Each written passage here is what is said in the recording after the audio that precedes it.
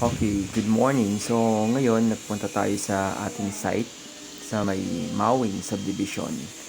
Nagpe-prepare kami ngayon ng ating table na gagamitin para sa ating bagong shop. So, ito nga, bagong deliver din ng ating edge bonder machine na magagamit para sa mga edging ng ating cabinets.